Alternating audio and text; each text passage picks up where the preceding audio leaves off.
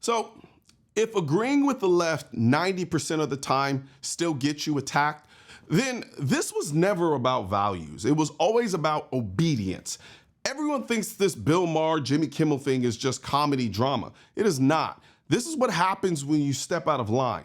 Watch this. Jimmy Kimmel, he's very mad at me, and I know you're close to him. I've heard of I that. hope you tell him that, I'm sorry that, they got bent out of shape. I don't think I did anything wrong. We can have disagreements. I agree. I mean, you and I don't agree on everything. Look at this clash now. And yet we're cool. Like the Republicans are always, this is the difference between the right and the left. It bugs me so much. My tribe is supposed to be the left, but these are the people who just can't talk to you unless you're exactly there. Whereas the Republicans, they always come to my show. John Kennedy from Louisiana was on last week. Listen to what he just said. My tribe. And even his own tribe won't tolerate disagreement. Yeah, Took his beating like a man, like they all do, and we came across lovingly and smilingly and happily, and we can disagree. I agree. You and I aren't always completely on the same page, although we're very close because we're both smart guys. But, I just don't get that from, and Jimmy, I'm sorry, I think this is one of the nicest guys. I did a mea culpa when we exchanged emails, not about what he was complaining about, but just saying, sometimes I am a little brash about me when they compare me with the other late night guys. And I'm like, I'm not like you guys. I'm not. You could all exchange your monologues, all of you, and no one would know the difference in tone. That right there is the sin. Not being wrong, not being offensive, being different. And I recognize this pattern immediately because when I first got into guns, I thought there were only two kinds of people who owned them. Racist, redneck white dudes who hate everybody that doesn't look like them, or criminals. That was it.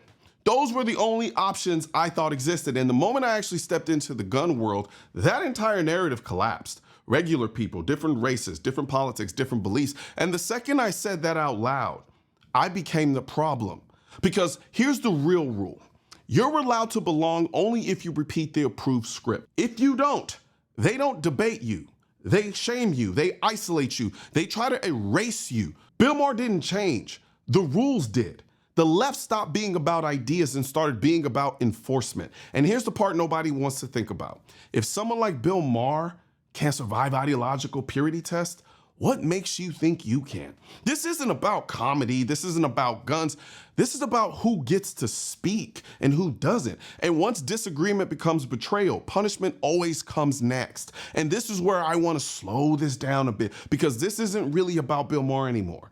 Bill Maher is just the example. I understand his frustration on a very personal level. When I got into guns, I didn't come in as some right-wing, ultra-conservative MAGA guy. That wasn't me. I came in believing the same stereotypes a lot of people believe. I thought guns were either for racist, white rednecks, or criminals, period. And then I actually started interacting with people in the gun space. And yeah, I'm not gonna lie and pretend I never ran into racist or bigoted people. Those people exist. A lot of that was online trolling. I almost never experienced that in real life, however.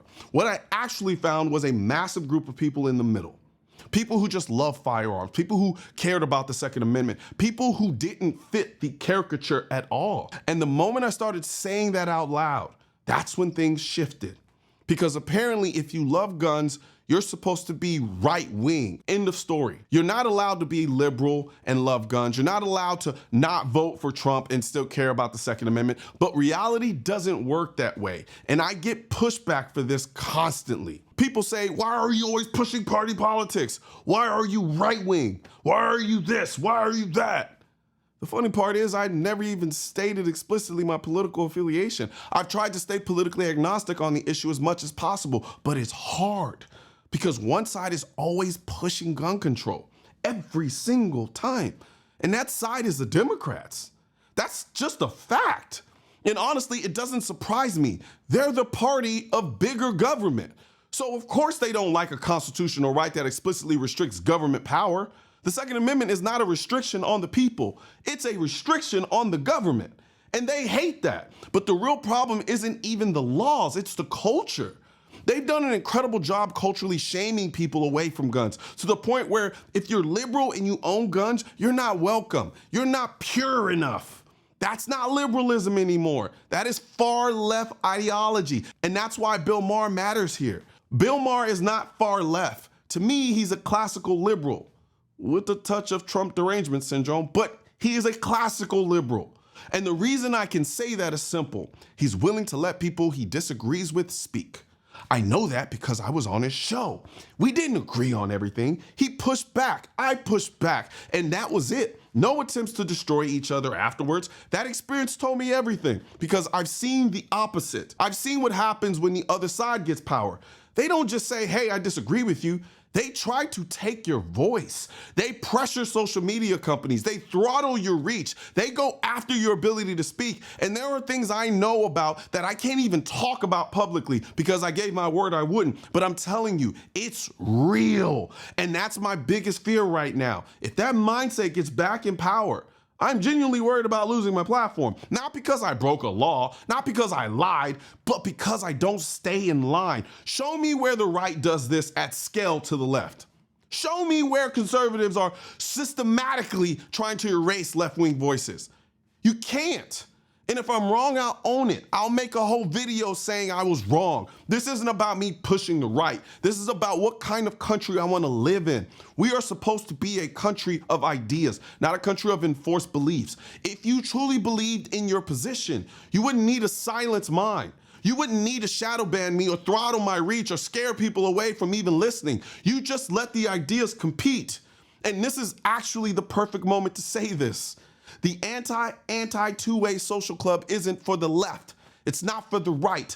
It's for people who believe the Second Amendment should never have been political in the first place. If you live in a country with a Second Amendment, you should be pro that amendment, period. We are the country of guns. There are over 400 million firearms in this country. That's not an accident. That's culture. That's history. That's freedom. This design right here on my hat is for anyone who's tired of watching the Second Amendment get chipped away, rebranded and undermined by people who don't understand it and don't want to. It's for liberals, conservatives, and everyone in between who understands that the right to keep and bear arms is about self-reliance, personal responsibility, and protecting what matters. Being anti-two-way just means this.